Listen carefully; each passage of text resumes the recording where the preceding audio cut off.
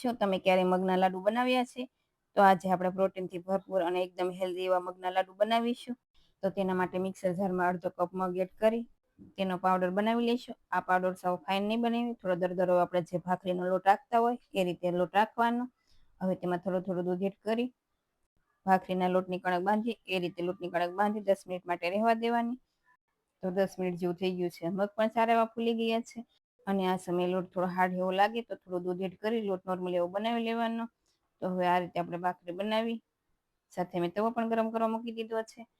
તો ગેસની flame medium રાખી બંને સાઈડથી સારી એવી ડિઝાઇન આવી જાય અને અંદરથી પણ સારી એવી કૂક થઈ જાય ત્યાં સુધી આપણે તેને શેકવાની છે. અને ઉપર થોડું આ રીતે ઘી લગાવીશું એટલે ભાખરી એકદમ સારી એવી શેકાઈ જશે.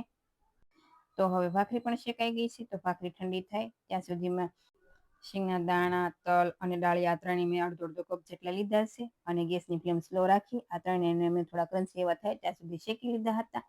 હવે તેને મિક્સર જારમાં એડ કરી તેનો પણ આ દરદરો એવો પાવડર બનાવી લઈશું. સાથે ભાખરી પણ ઠંડી થઈ ગઈ છે તો તેના આ રીતે ટુકડા કરી તેને મિક્સર જારમાં એડ કરી તેનો પણ દરદરો એવો પાવડર બનાવી લઈશું. તો સાથે મેં અડધા કપ જેટલા સૂકા ટોપરાનું છીણ લીધું છે તે એડ કરીશું અને થોડું એવું આપણે રાખીશું. તે આપણે જે લાડુ બનાવીશું તેમાં કોટ કરીશું અને હવે ગેસની ફ્લેમ મીડિયમ રાખી પોણા કપ જેટલો ગોળ એડ કરીશું અને 2 સ્પૂન ઘી એડ કરી ગોળ પીગળી જાય અને થોડો એવો ફ્લફી થાય એટલે આપણે જે મિશ્રણ બનાવ્યું હતું તેમાં એડ કરીશું અને મિશ્રણને સારી રીતે મિક્સ કરી લેવાનું. અને લાડુ તમારે ઓછા વધુ ગળ્યા બનાવવા હોય એ રીતે ગોળ એડ કરવાનો. તો હવે એકદમ સારું મિશ્રણ પણ મિક્સ થઈ ગયું છે. તો આ રીતે તેના લાડુ બનાવી સૂકા ટોપરાના છીણમાં કોટ કરીશું તો એકદમ સરસ હેલ્ધી એવા લાડુ બનીને પણ તૈયાર છે.